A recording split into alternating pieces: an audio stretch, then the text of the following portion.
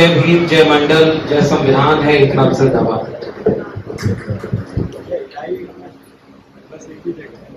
आज ये जो आयोजन हो रहा है, विमला जी ने उसका एक संकेत किया कि मुझे किसी और कार्यक्रमों में कई बार केके जी बैठे हुए हैं, बहुत सारे लोग परिचित हैं, उन लोगों ने आमंत्रित करने के लिए संपर्क किया, मैं नहीं आ सका तो बहुत अफसोस होता। पिछले साल इसी कार्यक्रम के लिए भी लोगों ने संपर्क किया था और मैं नहीं आ पाया था, और संयोग ऐसा बना कि इस बार आना हो रहा था। तो मैंने सच्चिदानंद जी को, केके जी को ये पूछा कि क्या जिले में बीपी मंडल जी को याद करते हुए कोई आयोजन हो रहा है तो मैं उसमें शामिल हो जाऊं। तो इन लोगों ने कहा अभी तक तो कोई योजना नहीं है, और फिर इन लोगों ने योजना बनाई और आज ये पूरा हॉल भरा हुआ है। आप सभी लोग बहुत दूर दूर से आए, इतने कम वक्त में इन लोगों ने आयोजन किया। जो भी आयोजन में शामिल लोग हैं उनको मेरा बहुत आभार।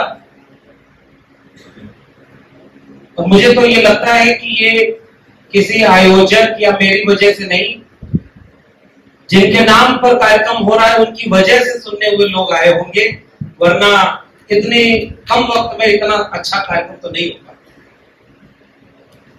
एक शुक्रिया उन लोगों को भी करूंगा जिन्होंने अपना वक्त छोड़ दिया कि हम नहीं बोलेंगे, या जिन्होंने बहुत कम बोला कि हम अपना वक्त भी आपको देते बोलने के लिए, उनका आभार। मुझे लगता है कि इस बड़प्पन की ही बहुत जरूरत है, और बहुत अच्छा लगा। बहुत शुक्रिया उन सभी लोगों का। मैं देश के बड़े बड़े मंचों पर बोला हूं, लेकिन यहां पर बहुत दबाव है। मेरे बड़े पिताजी बहुत दिन पहले एक छोटी सी गाड़ी मारुति 800 खरीदे, तो जब मैं चोरी से चाबी लेकर उस गाड़ी को दौड़ाने जाता था तो बहुत अच्छे से दौड़ाता था, अच्छे चला लेता था। लेकिन जब वो बगल में बैठ जाते थे तो मेरा हाथ कांपता था, और जहां नहीं भी ठोकर लगनी होती थी वहां लग जाता। तो मैं बहुत सोचता था कि ऐसा क्यों होता है। तो वो दबाव है, जब कोई अपना बहुत करीब हो तो आप बहुत सहज नहीं रह पाते। तो आज मैं अपने जिले में हूं तो मुझे लगता है कि एक दबाव या अपनापन कह लीजिए वो मेरे ऊपर है। मैं बहुत धन्यवाद करता हूं कि आपने मुझे ये मंच दिया। और आज बाहर के लोग जब भी बहुत कहते थे कि आप बहुत अच्छा बोलते हैं, बहुत जरूरी बात बोलते हैं। दरअसल अच्छा तो बोलना एक बात है।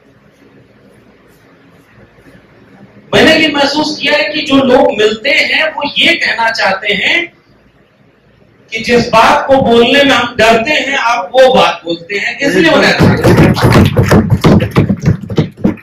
अब वो डर कई वजह का हो सकता है, वो बहुत स्वाभाविक डर भी हो सकता है, नौकरी का, तमाम वजहों का।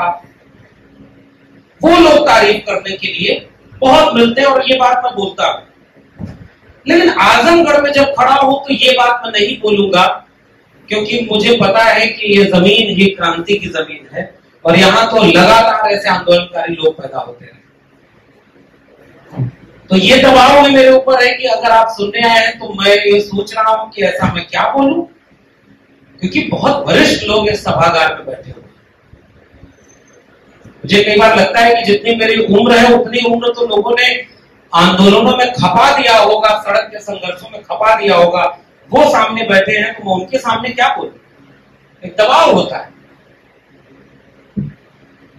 तो बहुत सारी तारीफें, बहुत सारी चीजें एक तरफ, देश भर में और दुनिया के लोगों का भी फोन आता है मगर सच बताऊं, जब आजमगढ़ का कोई व्यक्ति मुझे याद करके कहता है कि हमें गर्व होता है कि आप आजमगढ़ से हैं, उस हिम्मत, उस तारीफ और उस अपनेपन को मैं शब्दों में नहीं बयान कर सकता।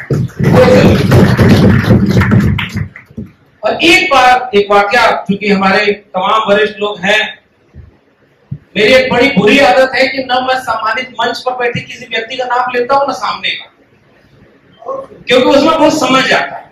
और दूसरी बात ये, जो संचालक लोगों के ऊपर दबाव था, सच्चिदानंद जी के ऊपर, विमला जी के ऊपर, अब जिले के 2-4 लोगों को बुलवा दीजिए, तो जिसको नहीं बुलवाएंगे उसके लिए कार्यक्रम बहुत खराब कार्यक्रम होगा। जिसको बुलवा देंगे वो 4 जगह बताएगा कि बड़ा अच्छा कार्यक्रम है। ये बहुत सहज बात है, बहुत स्वाभाविक बात है। तो ये दबाव सोचिए जो इन लोगों ने झेला, इसलिए मैं बचता हूं। और हम लोगों की जो ट्रेनिंग हुई है, थोड़ी बहुत जो ट्रेनिंग हुई है, उस ट्रेनिंग में ये संबोधन इस तरह से नहीं है। एक मीडिया वाले लोग आए थे, वो यहाँ कार्यक्रम रोक करके बाइक लेना चाहते थे, मुझे बड़ा खराब लगा। मैंने कहा ये आयोजन चल रहा है, इसको होने दीजिए अपनी गति से। आपको रुचि होगी अगर मेरी बात सुनने में, तो कार्यक्रम के बाद आप आ जाए। एक ही बहुत महत्वपूर्ण बात है। लेकिन मैं फिर से, इस सभागार में मौजूद है कई लोग जो मेरे पिताजी के साथी रहे, और मैं आज के कार्यक्रम में न चाहते हुए भी पिताजी को याद करना चाहता हूं, क्योंकि, और मैं केवल एक वाकया बताऊंगा, फिर विषय पर बातचीत करेंगे। एक बार रमेश मौर्य जी बैठे हुए पीछे, बहुत सारे लोग, और ये बात होगी तकरीबन 2 साल पहले, अगर मैं गलत नहीं।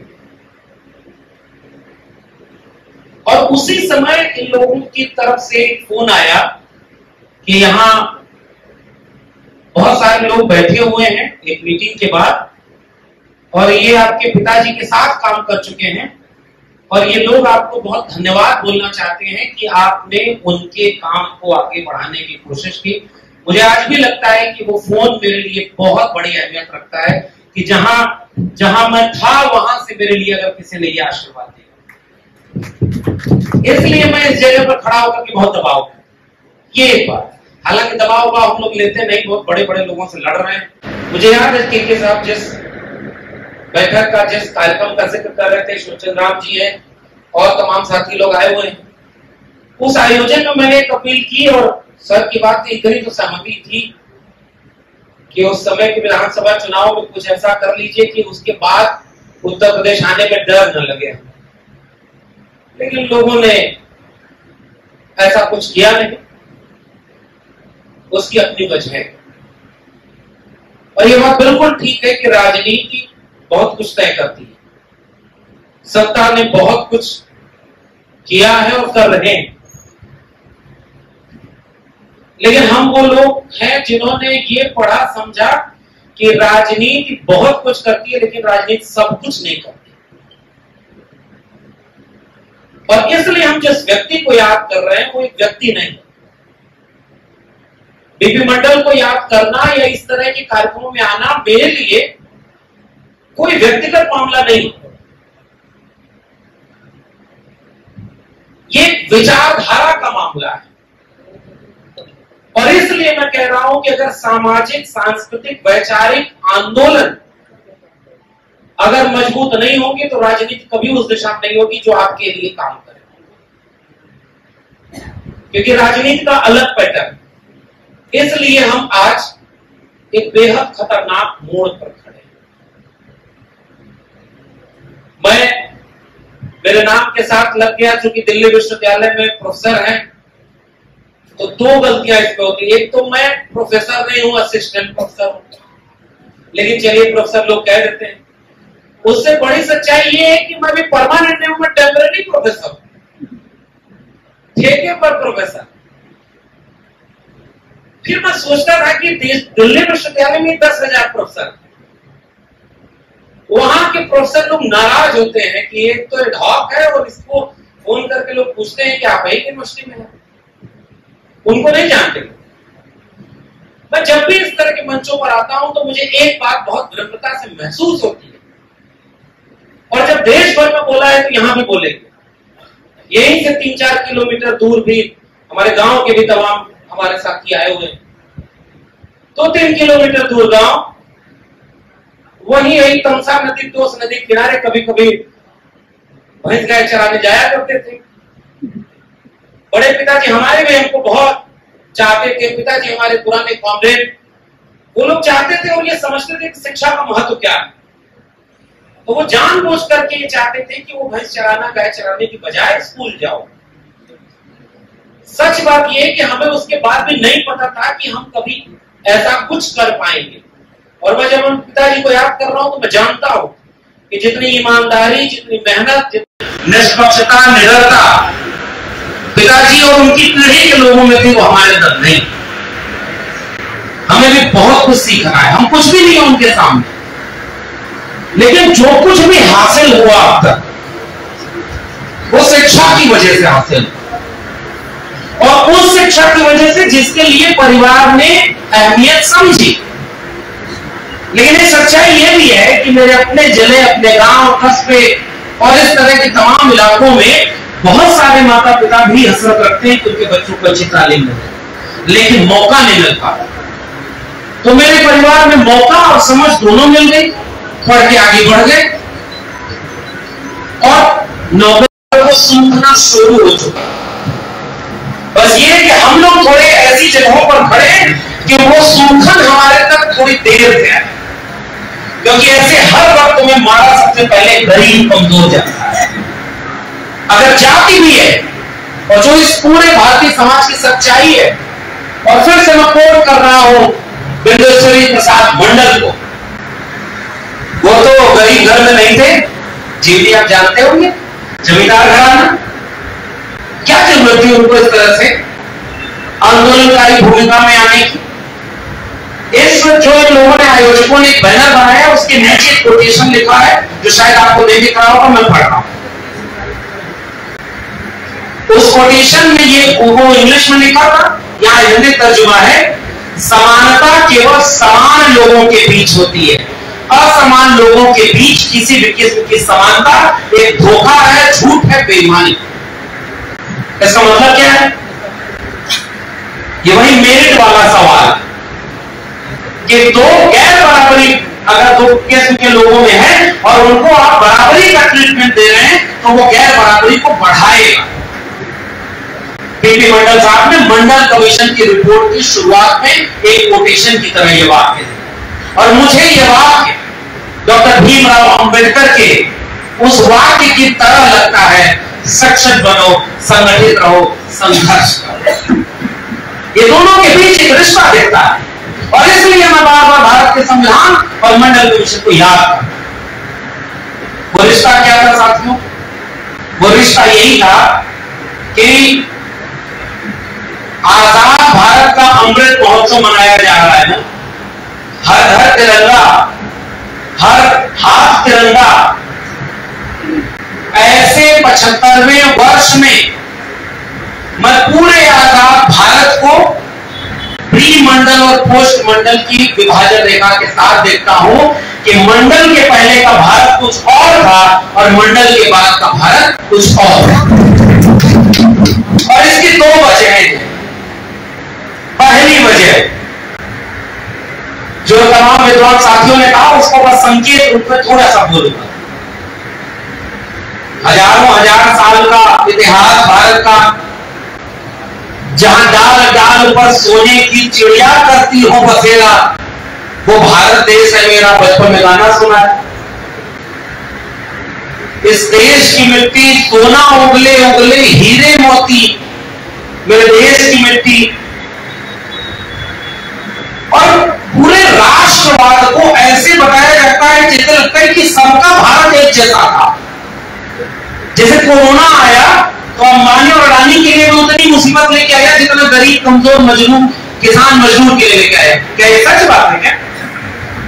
क्या ये लाखों लोग जो पैदल चले उनको आप जानते हैं, हम भी जानते हैं वो कौन लोग। इसलिए वो बीमारी और महामारी भी उनके लिए अलग थी और इस देश में बड़े बड़े ताकतवर लोग उनके लिए अलग। मैं उस आदमी में खड़ा हूं जहां जब हम बचपन में बहुत छोटे थे, और मैं अफसोस के साथ बोल रहा हूं और पहले फिर से डिस्क्लेमर दे रहा हूं, मैं आपको अच्छा लगने के लिए कुछ भी नहीं बोलूं, जो बोलना मैं बोल दिया, बड़ी तारीफ भी करती है।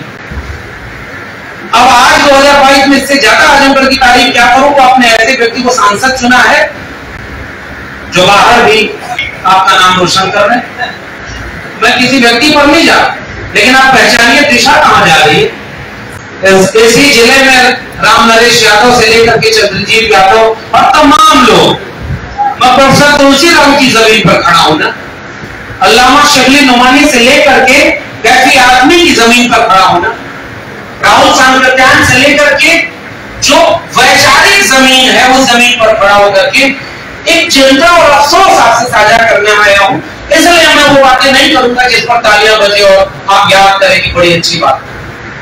ये वही बात होगी कि इस देश की मतलब हर साख पर ऐसी सोने की चिड़िया बैठी थी और देश हीरे मोती उगल रहा था। ये देश हीरे मोती उगल रहा था तो इस देश के 90% लोगों की जमीनें कहां चली गई? वो जमीनों पर सबका कब्जा था क्या? इस देश में राजा सब बन सकते थे क्या? इस देश में क्या एक ऐसा विधान नहीं बना जिसने एक इंसान इंसान को जाति के नाम पर बांट दिया? इसलिए मैं कह रहा हूं कि जमीन का के ऊपर शिकायत करने का अर्थ यह है कि जमीन से हो सकता है कोई दिशा निकले, और उस दिशा पर बात करते हुए मैं मंडल कमीशन के पूरे आंदोलन को याद करना चाहता हूं। और उस समय वो शिकायत आपसे पहले कर रहा हूं कि एक समय था तो इसी आजमगढ़ में 5 या 6 वरिष्ठ लोग जानते होंगे, 5 या 6 सरकारी डिग्री कॉलेज हुआ करते थे। आज उन 5-6 की हालत क्या है हमसे बेहतर आप जानते। इसी जिले में 126 2 साल पहले मैंने आरटीआई लगाई थी, तब पूछा था 126 डिग्री कॉलेज प्राइवेट खुल गए, आप पैसा दीजिए घर बैठे डिग्री ले जाइए। हम उस चुनौती में खड़े। स्कूल सरकारी स्कूल बर्बाद हो गए हैं, अब वो केवल जनगणना और मतगणना के लिए इस्तेमाल किए जाते और इसलिए स्कूल कॉलेज विश्वविद्यालय के नाम से जो आजमगढ़ जाना जाता था, मैं उससे एक अपेक्षा और एक उम्मीद लेकर आया।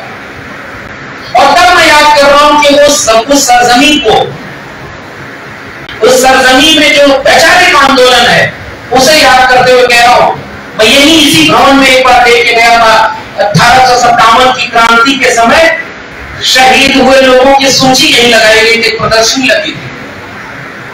आपको कोई जानता ही नहीं कि बाहर आपके लोगों ने कितनी शहादत दी है। और इसलिए मंडल को याद करते हुए, चंद्रजीत जी को याद करते हुए मैं बहुत बाद में हमने ये सब जाना। अरे हम लोग तो इसी आदमी में पैदा हुए, पता ही नहीं था डॉक्टर अम्बेडकर हमारे भी नेता है। अब तक तो हम लोग को बचपन से सिखाया जाता था कि डॉक्टर अम्बेडकर दलित बस्ती की तरफ उनकी मूर्ति लगी रहती है, वो दलितों के नेता। इस बात को सोचते समझते इतना आधी उम्र गुजर गई कि डॉक्टर अम्बेडकर कोई नेता या व्यक्ति का नाम नहीं, एक विचार का नाम था और वो सबके नेता। तो बहुत कुछ हमें नहीं सीखने दिया जाता, और इसलिए मैं याद कर रहा हूं कि जब मंडल का लागू करने का आंदोलन चला, और इसलिए मैंने वो बात की बोला कि प्री मंडल एरा और पोस्ट मंडल एरा, मंडल के लागू होने के पहले तो भारत कुछ और था, मंडल लागू होने इस भारत को बदल कर रख दिया। और आज हमें जो कुछ भी मिला है, मंडल ना होता तो वो न मिलता, और भारत का संविधान न होता तो मंडल न होता। ये रिश्ता हमारा बना हुआ है और उस रिश्ते पर केवल वो बात करना चाहते हैं। और इसलिए चूंकि बीपी मंडल की बात और ओबीसी की बात, बीपी मंडल साहब की जीवनी आपने पढ़ी होगी, मैंने बहुत जगह बोला, पढ़ा, समझा। बीपी मंडल साहब आप सब जानते होंगे कि बिहार के मुख्यमंत्री भी थे। बीपी मंडल साहब यादव थे नहीं थे, बड़ा विवाद, मैं भी नहीं जानता, उसमें जाता है पिछड़े थे, ओबीसी थे, इतना सबको पता है। जब मुख्यमंत्री बन गए बीपी मंडल, तो उसके बाद पटना बिहार में जो गंगा नदी बहती है, पहले वहां परिवहन उसी से होता था, तेल के और उसके पानी के जहाज जाया करते थे। तो एक बार पानी का जहाज का तेल जो था वो रिस गया और गंगा में आग लग गई। विवेकानंद झा नाम के विधानसभा सदस्य ने पटना विधानसभा में खड़े होकर यह बयान दिया कि जब शूद्र मुख्यमंत्री की कुर्सी पर बैठेगा तो गंगा में आग नहीं लगेगी तो और क्या होगा। ऑन रिकॉर्ड ये बात बीपी मंडल साहब खड़े हुए और उन्होंने कहा कि देखो ऐसा है कि गंगा में आग तो तेल रिसने से लगी, लेकिन तुम्हारे सीने में जो आग लगी है बदनाम किया गया। लेकिन उन्होंने विचार दिया और भारत का संविधान बनने के वक्त एक झूठ बोला जाता है इस समय देश में कि गांधी के कहने पर नेहरू जी ने उनको संविधान सभा का अध्यक्ष बनवा दिया। हकीकत तो यह है कि उनसे ज्यादा काबिल व्यक्ति उस समय भारत में कोई था ही नहीं जो झूठ बोला जाता है। और वो झूठ इसलिए बोला जाता है कि महामानव जो विश्वविद्यालय बना रहे PHU उनके उस बयान को छोड़ दीजिए, तिलक के बयान को छोड़ दीजिए कि पूर्वी कोयली तेली तमोली विधानसभा लोकसभा में जाकर क्या करेंगे। ये सारे लोग हमारे राष्ट्रभक्त पढ़ाए जाते हैं ना सिलेबस में। भगत सिंह ने लेख लिख करके जवाब दिया था लाला लाजपत राय को कि आपके धर्म वाले विचार से हम सहमत नहीं है। और वो सारे लोग इस देश में राष्ट्र नायक हैं। ज्योतिबा फुले को पता लगाइए आपके उत्तर प्रदेश में पढ़ाया जाता है क्या? नहीं पढ़ाया जाता, क्योंकि ज्योतिबा फुले को राष्ट्र नायक किसी ने माना ही, डॉक्टर अंबेडकर तक को नहीं माना। मंडल की बात कौन करता? इसलिए हमको यहां खड़े तो जो काम संविधान सभा की प्रारूप समिति का अध्यक्ष बनने के बाद डॉक्टर अंबेडकर ने किया वो उस वैचारिक जड़ों से जुड़े होने के नाते किया। और ओबीसी की आबादी नहीं पता थी। 31 की जनगणना तो हो चुकी थी, लेकिन उसमें इतना विवाद था, इतने उसके डेटा जो है गड़बड़ थे। बहुत सारी जातियों ने तो अपना नाम भी ओबीसी नहीं लिखवाया। मैं तो यादव बिरादरी से आता हूं। मैं कभी कोई सोचता हूं मेरे नाम क्या कि यादव न लगा होता तो कुछ विशेष लोगों का विशेष प्रेम उमड़ता क्या मेरे प्रति। समझ रहे होंगे आप इशारा में क्या कर रहा हूं। जाति ऐसी चीज। लेकिन मैं जब राजस्थान के यादवों और हरियाणा के यादवों ने मुझे बुलाया, बहुत मजबूत है वहां के यादव। मैंने उनसे पूछा कि आप मंडल जयंती या मंडल के बारे में जानते हैं? साहब वो नहीं जानते, क्योंकि वो ताकतवर यादव लोगों ने मंडल में शामिल होने को मना किया, जाटों ने मना किया। हरियाणा के पुराने लोग इतिहास जानते हो क्यों? क्योंकि उनको लगा था कि भाई हम तो पिछड़े थोड़े ही हैं, हमारे पास जमीन, हमारे पास पशुपालन है, और क्या मजाल के कोई हमारे साथ अछूत का व्यवहार करते। बहुत सारे ओबीसी के लोग तो अपने से नीचे होने के नाते दलितों को अछूत बनाते रहे ना। जाति वो चीज है जो अपने से नीचे खोज लेती है, उसको अपने से ऊपर उनको उनसे ऊपर अपने को मान करके खुश हो लेते। ऊपर से डंडा पड़ता है तब समझ में आता है जाति क्या। नीचे डंडा मारते। अगर ये ओबीसी की तमाम जातियां इतनी ताकतवर थी जो थी, उन्होंने अपनी ताकत का इस्तेमाल कमजोर पर किया तो मैं उसे ताकतवर नहीं कहूंगा। अगर अपने से मजबूत पर आप अपनी ताकत का इस्तेमाल करते हैं तब आप ताकतवर हैं। तो उस समय ये जो 31 की जनगणना हुई थी, इसका विवाद और तमाम चीजें, इसलिए क्लॉज जोड़ा गया 340, जिसके नाम पर ओबीसी कमीशन बनाने का प्रावधान था। लेकिन उसके साथ मैं बीबी मंडल को याद करते हुए एक और शख्स को याद करूंगा, ईवी रामास्वामी नायकर पेरियार, जिनके आंदोलन के चलते पहली बार भारत के संविधान में संशोधन के साथ अनुच्छेद 15(4), अनुच्छेद 16(4) और अनुच्छेद 340 में संशोधन हुआ और ओबीसी को हक मिलने का रास्ता और मजबूत।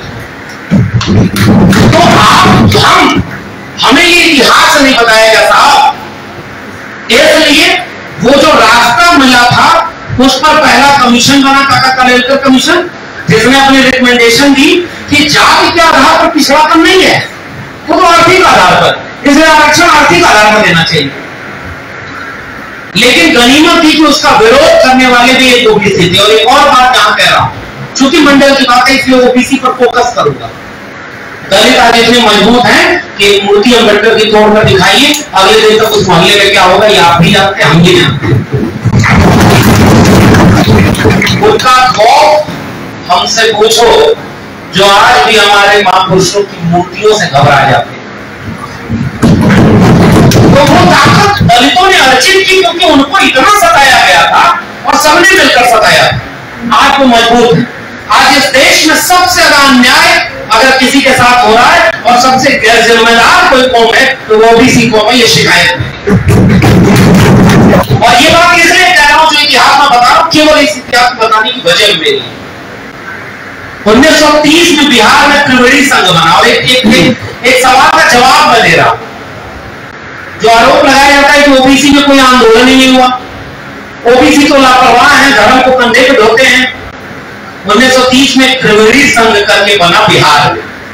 मैंने जब उनका इतिहास पढ़ा तो ये देखा कि 3 जातियां मानपुर थी, जो आज भी है यूपी बिहार में खासकर, अहिर, कुर्मी, कोयली। इनके पास जमीन भी है, पशुपालन भी है, ये थोड़े ताकतवर। मैं तो घबराता हूं कई बार ओबीसी एकता को देख करके कि कुम्हार, लोहार, बढ़ई, नाई, मोची, उनके लोगों को हम कब से ओबीसी का न्याय दिलवा पाएंगे। यह भी तो सच्चाई है ना साहब। जिसकी संख्या कम है, जिसके पास जमीन नहीं है, जिसके पास पशुपालन नहीं है, उनके हक की बात करने वाला कोई नहीं है। ताकतवर जातियों ने अपनी महासभा बनाई है, यदुवंशी महासभा, कुर्मी महासभा, कोयली महासभा बनी हुई है। आपने कभी नोनिया महासभा सुनी? हलवाई महासभा, जुलाहा महासभा, कितनी 3743 जातियां ओबीसी। तो जो कमजोर उसकी लड़ाई कौन लड़ रहा है? इसलिए वो काका कालेलकर कमीशन के पहले जो त्रिवेणी संघ बना ना, वो ओबीसी लीडरशिप के बीच से पैदा हुआ, जिसको बदनाम किया गया। त्रिवेणी का मतलब 3 जातियां, अहिर, कुर्मी, कोयली। लेकिन उस त्रिवेणी संघ ने 90% वंचित शोषित को एक करने की लड़ाई लड़ी थी। ये ओबीसी मूवमेंट जो पेरियार से चलकर, फूले से चलकर, साहू से चलकर के आगे बढ़ रहा था, वो जंगे आजादी के वक्त ओबीसी को आइडेंटिफाई करके हमसे आपसे ज्यादा मजबूती से अपनी आवाज उठाया। लेकिन हमें पढ़ाया नहीं गया, हमसे कहा गया ओबीसी को कुछ आता ही नहीं। ओबीसी कभी समाज अपने जागरूक नहीं रहा। 1947 1940 का वक्त था, गांधी का लखनऊ दौरा था, और उस समय और एक किस्सा और बता ही दूं, आजमगढ़ की जमीन पर तो इसका इस्तेमाल कुछ करें। उसी त्रिवेणी संघ के बाद शिवदयाल सिंह चौरसिया साहब ने एक संगठन बनाया, आदि हिंदू सभा। वो गए ब्राह्मणों के पास, उन्होंने कहा कि हम आदि हिंदू सभा बना रहे हैं और जितने पुराने हिंदू हैं आओ हम एकजुट होकर के अपनी लड़ाई लड़ते हैं। ब्राह्मणों ने खड़ा होकर के कहा कि हम हिंदू थोड़े ही हैं, हम तो आर्य हैं, हम तो श्रेष्ठ हैं। शिवदयाल साहब वहां खड़े हुए और उस पन्ने को वही फाड़ते हुए कहा, अब तक तो हम समझते थे कि तुम भी हिंदू, हम भी हिंदू, लेकिन अब हमको समझ में आ गया अगर तुम आर्य हो तो हम भी चौरसिया ही हैं। और हम बैकवर्ड क्लासेस लीग बनाएंगे और उन पिछड़े लोगों को एकजुट करेंगे जो आर्य नहीं है लेकिन इस देश के मूल निवासी। ये ओबीसी लोगों के बीच जो चेतना थी, और पहला जो काका कालेलकर कमीशन बना ना, उसके सदस्य थे शिवदयाल सिंह चौरसिया। और शिवदयाल सिंह चौरसिया और उनके चंद्रिका प्रसाद जिज्ञासु और उसी विरासत में पेरियार लल्लई सिंह यादव, तमाम लोग। गांधी आए 1940 में, और गांधी से डेलीगेशन मिला शिवदयाल सिंह चौरसिया और तमाम लोगों का, चंद्रिका प्रसाद जिज्ञासु का। जैसे डॉक्टर अंबेडकर अपनी लड़ाई लड़ रहे थे, अपने समाज की लड़ाई लड़ रहे थे, वैसे ओबीसी समाज के लोग भी लड़ रहे थे। और उन्होंने गांधी से एक सवाल पूछा कि अगर ये मुल्क आजाद हो जाएगा तो ओबीसी को क्या मिलेगा? हालांकि तब ओबीसी नहीं था, पिछड़ा वर्ग था, जो दलित और आदिवासी नहीं है और सवर्ण नहीं, वो सारी किसान, कामगार, श्रमिक जातियां वो तब भी थी। और तब उन्होंने, गांधी ने उनको भरोसा दिलाया कि जब हम बाहर के दुश्मन को भगा लेंगे तो घर के भीतर के दुश्मन से हम लड़ाई लड़ लेंगे और ओबीसी को भी पूरा न्याय मिलेगा, आप हमारा साथ दीजिए। डॉक्टर अंबेडकर चालाकी समझते थे। डॉक्टर अंबेडकर ने यह बात समझाई उन लोगों को, लेकिन ओबीसी समाज के लोग, उन्होंने साथ दिया गांधी का जंग आजादी में, और ये तब तय हो गया था कि ओबीसी को अलग से कुछ दिया जाएगा। लेकिन जो दिया गया उसमें पहला कमीशन कहता है कि जाति के नाम पर तो पिछड़ापन था ही नहीं। और इसलिए उस काका कालेलकर कमीशन की अगर रिपोर्ट लागू हो गई होती तो इस देश के ओबीसी को वापस गाय भैंस के आगे जाना पड़ता। ये हकीकत है। इतनी घटिया और इतनी खराब रिपोर्ट वो बनाई गई। और इसलिए बीपी मंडल को याद करते हुए मैं वो इतिहास याद कर रहा हूं, और जो इतिहास हमारे साथी ने बताया है उस पर डिटेल में जाने की जरूरत नहीं। मैं उसके पॉलिटिकल, राजनीतिक नेता को आज से जोड़ना चाहता हूं। आज से जोड़ने की चुनौती है साहब कि आज ओबीसी तब ओबीसी है जब उसके ऊपर हमला होता है। उसके पहले तो हमारे आइनों में भी चलता है ग्वाल है ढंढोर है, चलता है क्या आप बताइए, मैं तो गलत हूं बताइए, चलता है ग्वाल ढंढोर, कृष्णौत मजनौत। अब थोड़ा दिल्ली से चल करके बंगाल के कोने तक चलिए, आइनों की कम से कम 10 तरह की बिरादरी आपको मिल जाएगी एक जाति में। कहां गई ओबीसी का? ये चुनौती है ना। अब धीरे धीरे टूट भी रहा है, ये भी मैं समझ रहा हूं, आप लोग भी जानते होंगे। पहले बारात जाए तो 2 ही दिन रहा है, अब 2 घंटा में सब लोग खा पी गए। समाज अपने हिसाब से रवायतें बदलता भी है, लेकिन जा भी नहीं इतनी जल्दी जाती, ये मेरा कहना है। और इसलिए वो 3743 जातियां जो एक हुई, एक पहचान मिली, वो बीपी मंडल ना होते तो वो पहचान ओबीसी को कभी नहीं मिल पाती। इसलिए मैं उनको बहुत बड़ी शक्ति, आप इतनी जातियों में बटे। और मैं अभी भी कह रहा हूं भाई, मैं ओबीसी होकर के या तो होकर के पूछ रहा हूं सवाल कि हमारे अपने गांव में नोनिया, कुर्मी कोई नहीं, छोड़ दीजिए 2 जातियों को, बाकी चलिए छोटी जातियों को, हलवाई से लेकर के निषाद मल्लार, बाल गड़ेरिया से लेकर के कुम्हार लोहार है, उनके पास कितनी जमीन है हमारे गांव में, उनके पास कितनी पशुपालन है, उनका घर कैसा है, ये हम और आप बेहतर जानते हैं। बीपी मंडल ने जब मंडल कमीशन की रिपोर्ट बनाने का मौका मिला तो बीपी मंडल ने पूरा फोकस इस बात पर किया कि ये जितनी ओबीसी जातियां हैं, ये वो पिछड़ी जातियां हैं जिनका शोषण और जिनके साथ अन्याय जाति के नाम पर हुआ। इसलिए ओबीसी को जो आरक्षण होगा वो जाति के नाम पर होगा। और उसे समझाने के लिए उन्होंने विभाग के लिखा था इक्वलिटी अमंग्स इक्वल, समानता केवल समान लोगों में होती है, असमान लोगों में कोई समानता नहीं। इसलिए जिसे हम याद कर रहे हैं वो बहुत बड़ी शख्सियत है और उसने काम इतना बड़ा किया। वो जो कमीशन बना उस पर रिपोर्ट नहीं, बीपी मंडल ने पहले रिकमेंडेशन लिखी है, इस देश में जब तक जाति जनगणना नहीं होगी ओबीसी के साथ कभी न्याय नहीं होगा। ये पहले अध्याय में लिखा हुआ है। आज तो प्रधानमंत्री भी ओबीसी है, हालांकि वो फेक और झूठा प्रधानमंत्री, झूठा प्रधानमंत्री भी है, झूठा ओबीसी भी। आजमगढ़ में वो थोड़ी हिम्मत करके बोल रहा हूं, आजकल इधर बुलडोजर नहीं चल रहा है, देखते हैं आजमगढ़ वाले लोग अपना कितना बचाते हैं। बुलडोजर भी कैसे जाके वो धर्म को देखकर चलता है, हम वाले पर खड़े। इसलिए इस पूरे विषय को मैं आज से जोड़ना चाहता हूँ। हालांकि एक बात बताएं, सब धर्म मेरे साथ जुड़ जाएगा। देखिए आप लोगों के प्रेम से दिल्ली में ऐसी अफवाह है कि मेरे ऊपर अगर कुछ करेंगे तो बहुत बड़ा कुछ हो जाएगा। हालांकि मुझे नहीं पता कि अगर होगा कुछ तो जमानत भी होगी कि नहीं, मैं नहीं जानता, लेकिन मैं सुरक्षित हूं। मैं जानता हूं कि मेरे हाथ में माइक है, मेरे पास सम्मान है, मेरे पास दिल्ली विश्वविद्यालय की नौकरी है। मैं उस गरीब, कमजोर, लाचार, मजलूम के लिए चिंतित हूं जिसका घर गिर जाने के बाद भी किसी मीडिया में कोई खबर ही नहीं आती।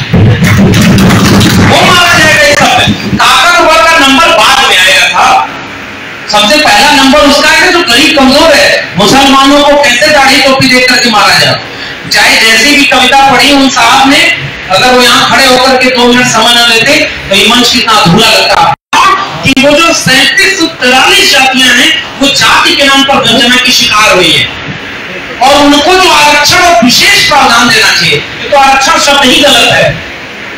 आरक्षण का मतलब क्या होता है? आरक्षण वह होता है जो हजारों हजार साल से मंदिर में पेट फुलाकर पुजारी बनने के लिए बनता है, और कोई आरक्षण दूसरा इस देश में नहीं है। ये तो डाइवर्सिटी का कॉन्सेप्ट है।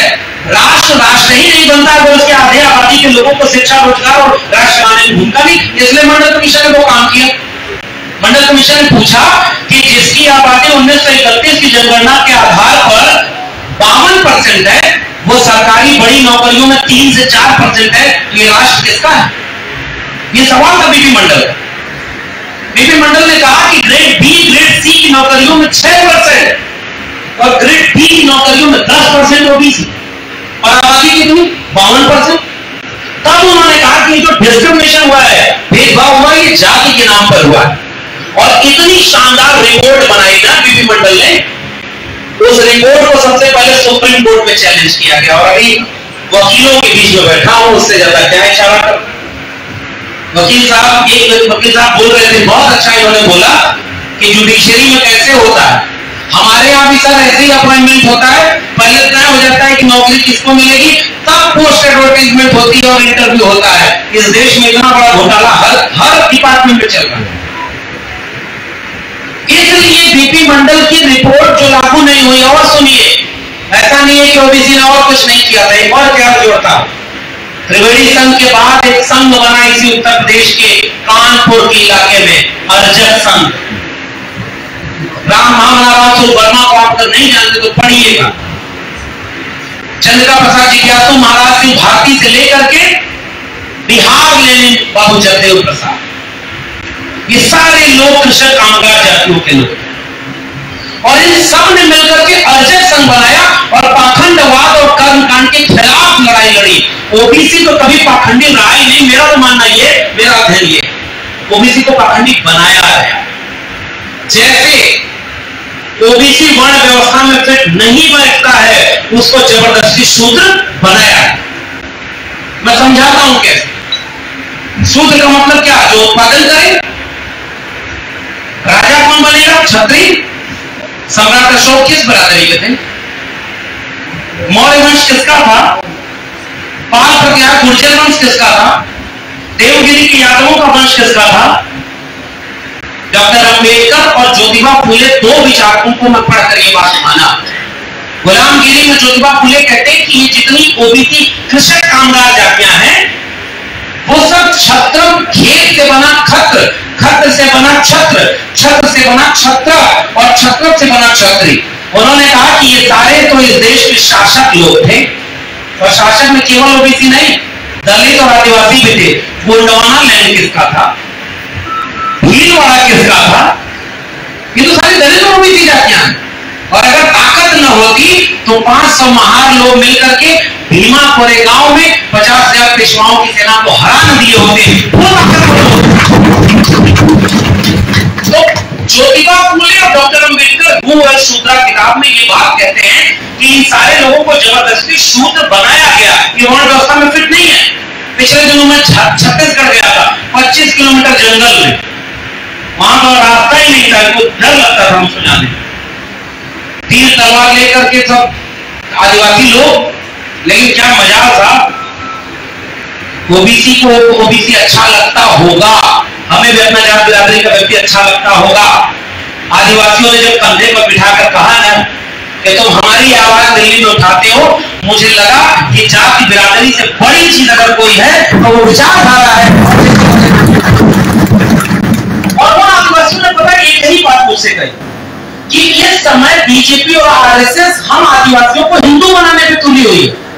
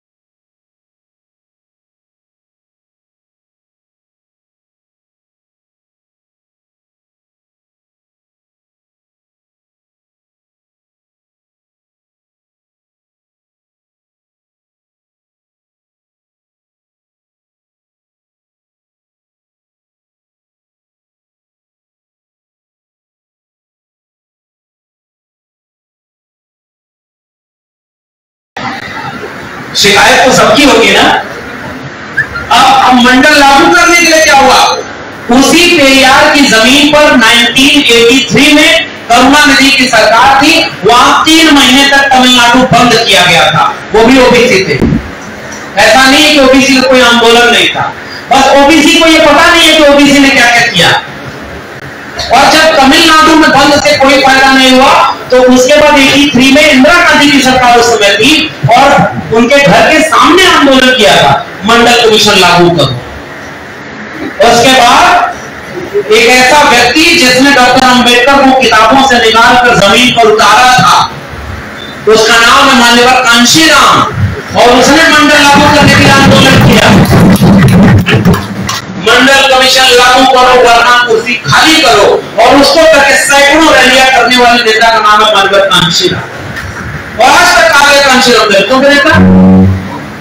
और तीसरी श्रृंखला समाजवादी आंदोलन के नेताओं की थी, मधु दंडवते, शरद यादव, लालू प्रसाद यादव, रामविलास पासवान और तमाम लोग जिन्होंने मंडल की लड़ाई लड़ी, तब जाकर के मंडल लागू हुआ था।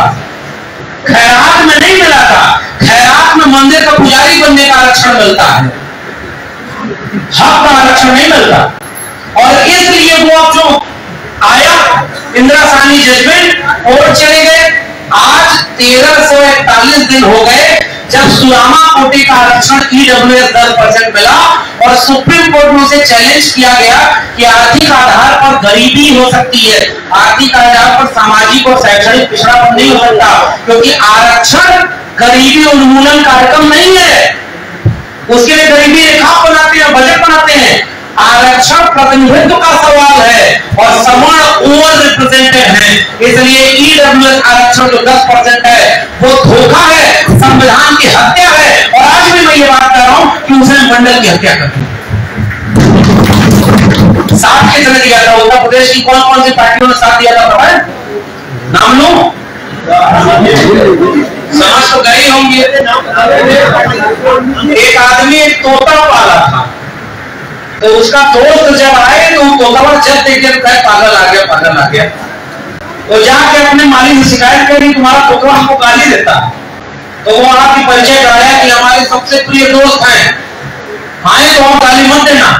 अगले दिन वो आदमी आया, तोता चुप, आदमी तोते देख रहा, तोता उसको देख रहा, कुछ नहीं बोला। जब जाने लगा तो तोता कह रहा, सुनो समझ तो गए ही हो गए तुम। तो समझ तो आप भी गए होंगे, बहुत दिन मंचों पर कई बार नाम लेने से बात हल्की हो जाती है। आप सामाजिक न्याय की बात करेंगे और परशुराम का भरसा भी पकड़ेंगे, तब भी चुनाव नहीं जीतेंगे। तो लौट आइए ना पिछड़े की राजनीति करने। ये तो आपके लिए आसान है भाई। सीएस का सर्वे कह रहा है, हमारे बहुत अच्छे संबंध है जिनको आपने यहाँ सांसदी हरवाया है, उनसे आपने नहीं हरवाया, जिसको कह रहा हूँ आप लोग सजग लोग। और हम सब दोषी हैं उसमें। कल को इतिहास लिखा जाएगा कि 10 साल किसकी सरकार थी जब कोरोना में ताली खड़ी करवाई गई, तो आप भी भले शर्म से कहेंगे अपने बच्चों को कि हाँ बेटा उस समय हम भी थे जब कोरोना भगाओ के लिए ताली बजा रहे थे, ताली बजा रहे। उसे आप मिट थोड़े पाएंगे, वो कलंक आपके ऊपर लगा है कि आप उन लोगों के शासन में रहे। इसलिए मंडल को याद करना ऐसे लोगों को भी सीख देने का काम है। आप 10 विधानसभा जीतेंगे, उसके बाद क्या हो गया? 5 साल बाद क्या होगा? आप कहते हैं 500 रुपया में लोग वोट नहीं दे रहे, वोट दे दिए उनको, अगली बार वो 1000 रुपया बांटेगा, तब क्या करेंगे? भाई इस बार 5 किलो राशन दिया, अगली बार 10 किलो राशन देगा। वो तो इसी काम के लिए आया है। ईवीएम हटाएगा, अब की पूरा ईवीएम बदल देगा, आप कैसे रोक पाएंगे? वो तो सारे हथकंडे अपनाएगा, क्योंकि वही करने को आया है। जिम्मेदारी तो आपकी है कि उसके खिलाफ डॉक्टर लोहिया के विरासत के लोगों ने सड़कें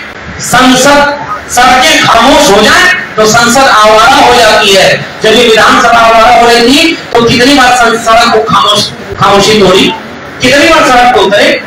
इसलिए मंडल को याद करना, अपने लोगों से भी सवाल पूछना है। मैं इस मंच का इस्तेमाल बीजेपी और आरएसएस की आलोचना करने में करता, आप भी ताली बजाते खुश होते। थोड़ी आलोचना अपनों की कीजिए ताकि आने वाला कल थोड़ा बच सके। और अगर ये नहीं बदल बदलते हैं तो समाज अगर बदल जाए तो समाज नेता का गुलाम नहीं होता, नेता समाज का गुलाम होता है। आप अपने पीछे नए लोगों को पता करो भाई, आंदोलन ने पैदा किया था एक व्यक्ति को जिसे चरण सिंह ने अपनी विरासत सौंपी थी। कहां गई वो विरासत? महत्वाकांक्षी नाम ने जिसको अपनी विरासत सौंपी वो किसके? सीबीआई और ईडी के। अरे इसी देश में लालू प्रसाद यादव भी एक नेता है जो मृत्यु पड़ाव जेल में है। आप भी जेल चले जाते तो क्या हो जाता? मंडल ने इतनी कुर्बानियां दी था सड़कों पर। जब मंडल लागू हुआ तो मंडल लागू होने के बाद इस देश को आग लगा दी गई थी। मेरे अपने दिल्ली विश्वविद्यालय में क्रांति चौक बनाया गया और जितने दलित पिछड़े लड़के थे उनको चौराहों पर पीटा जा रहा था। हमें नहीं पता, जो लोग पुराने हैं वो जानते होंगे। चौराहे पर दौड़ा दौड़ा के पीटा गया, मंडल ऐसे लागू हुआ। बीपी सिंह के पास गए ओबीसी समाज के कुछ लड़के। बीपी सिंह ने कहा कि इस देश में अखबारों में लिखा जा रहा है कि पूरा देश जल रहा है, देश के नौजवान सड़कों पे हैं। बीपी सिंह ने पलट कर पूछा कि मेरे पास ओबीसी घरों के लड़के आए और उन्होंने पूछा, साहब हम लोग तो मंडल के समर्थन में हैं, क्या हम लोग इस देश के नौजवान नहीं है? क्या हमारे लिए अखबार में लिखा है कि हम पूरा देश चल रहा है? अखबार कभी आपका हुआ ही नहीं। मंडल के लिए आग लगा दी गई। मंडल लागू करने के लिए आंदोलन हुआ, मंडल के खिलाफ कमांडर आया और रथ यात्रा निकाल करके अयोध्या से एक जालिम चला था और जिसने हर जगह पर दंगे कराए और आज वो धर्म के नाम पर राजनीति करके सत्ता में बैठा हुआ है। वो मंडल के विरोध में आया। 7 अगस्त 1990 मंडल की घोषणा, 9 अगस्त 1990 सूचना जारी, सरकारी गजट, सरकारी नोटिफिकेशन, 13 अगस्त 1990 गजट नोटिफिकेशन, 15 अगस्त 1990 बीपी सिंह का भाषण लाल किले पर कि मैंने इस देश की राजनीति का व्याकरण बदल दिया है और एक ऐसे बच्चे का जन्म हो गया है जिसे वापस मां के पेट में नहीं डाला जाएगा। आने वाली पीढ़ियां मंडल की लड़ाई लड़ेगी। बीपी सिंह को मरने के दिन गालियां दी गई। लोग हमसे कहते हैं कि हम जातिवादी हैं, केवल अपने नेता को मानते हैं। अरे हम तो बीपी सिंह और अर्जुन सिंह को भी अपना मानते हैं जो ठाकुर जाति से आते थे, फिर भी विचारधारा हमारी मिलती है कि उन्होंने हमारा हत्या। और उन्होंने सवर्णों ने जिस दिन अर्जुन सिंह और बीपी सिंह मरे बड़े बड़े लेख लिखे गए और मां बहन की गालियां दी गई थी। इस देश में हम रह रहे थे, इस देश में इंसानियत का कोई मतलब ही नहीं बचा। आप उस बीपी सिंह को याद कर रहे हैं। और आखिरी बार बीपी सिंह, अर्जुन सिंह, मंडल जब बीपी सिंह ने लागू किया तो कमंडल वालों ने समर्थन वापस ले लिया था, पता ही होगा आपको। रथ यात्रा निकली, मंदिर वहीं बनाएंगे, रामलला हम आएंगे, पता नहीं सब मंदिर करवा भी रहे, फिर भी इस समय मस्जिद के नीचे जाके खोज रहे हैं कि मेरा मंदिर कहाँ है। खोज रहे हैं ना। आजमगढ़ का नाम कितने दिन बाद बदलेगा पता है? अब तो सब उन्हीं के हो गए, कितनी जल्दी